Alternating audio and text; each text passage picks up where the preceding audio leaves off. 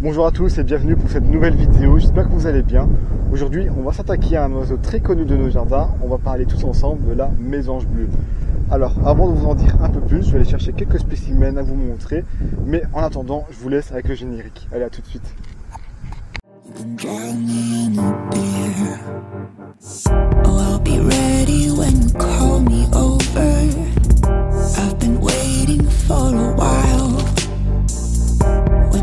Cigarette burns down between my fingers. I know I'm out of time.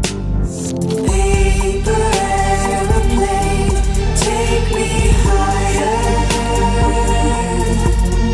I know I'll land somewhere in between here and there, here and there. Paper airplane, take me higher.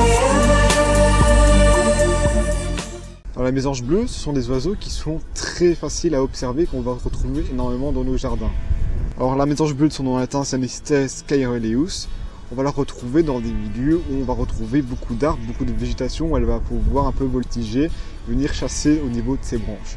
On va par exemple la retrouver au niveau des forêts, au niveau des jardins, des parcs, ou alors bien des prairies avec la présence de quelques arbres.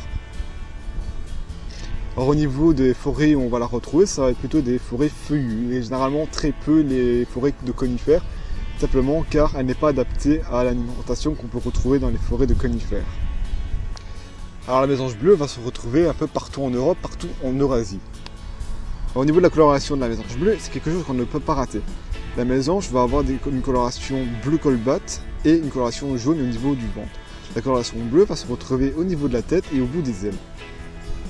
En plus de ces deux colorations caractéristiques, la mésange bleue va avoir un bandeau au niveau des yeux, couleur noire ou bleu marin.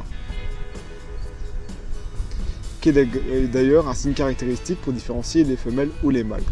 Car les femelles vont avoir un bandeau qui va descendre au niveau du cou qui sera plus fin. Les mâles vont avoir un bandeau qui descend en bas du cou, beaucoup plus épais, beaucoup plus gros. Alors il faut savoir quelque chose au niveau de la coloration jaune de la mésange bleue. Eh bien, il faut savoir que c'est un pigment qui est tiré de l'alimentation.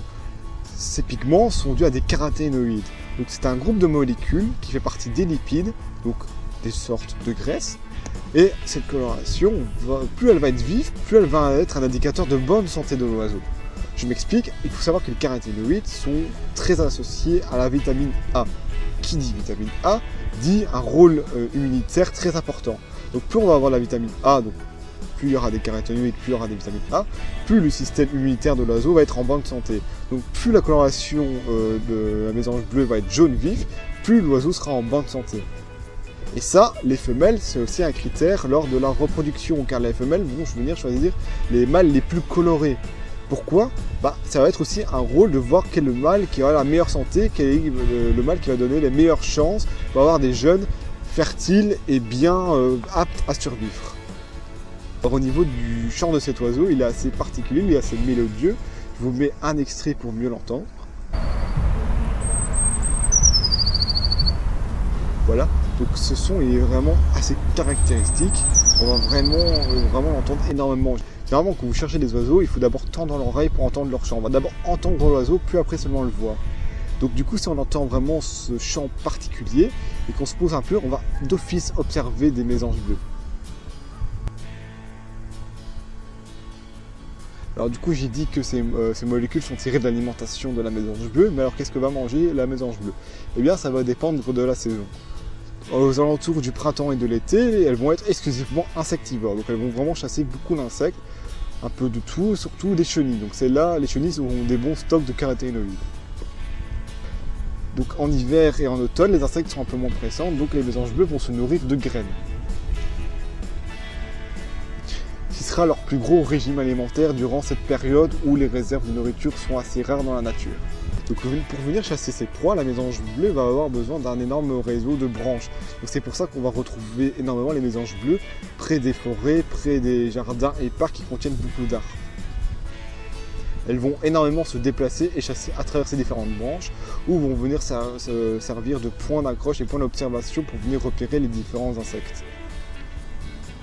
Alors j'ai dit tantôt qu'on ne va pas la retrouver beaucoup dans les forêts de conifères Pourquoi? Car c'est un oiseau qui est surtout insectivore, donc il aura avoir un petit bec qui va lui servir à attraper ces insectes. Son bec n'est pas adapté pour aller chercher des grosses graines, les épines des sapins, donc c'est pour ça qu'on va plutôt le retrouver dans les forêts de feuillus, donc par exemple les forêts de chênes ou des forêts mixtes, et rarement dans les forêts de conifères. Simplement car elle n'a pas un bec adapté à la nourriture que va présenter ce milieu. Alors la mésange bleue, on peut souvent la confondre avec un autre oiseau, on peut la confondre avec la mésange charbonnière. Il y a une différence simple pour les repérer, c'est au niveau de la coloration, car la mésange charbonnière va avoir une tête complètement noire avec 2 taches blanches, alors que la mésange bleue, elle, comme on l'a dit tantôt, a une coloration bleue au niveau de la tête. De plus, la mésange charbonnière, elle, va avoir une taille un peu plus importante. Alors petite différence, il faut savoir qu'il y a 2 sortes de mésanges, hormis la mésange charbonnière qui se ressemblent très fort. On a notre mésange bleue et la mésange nord-africaine.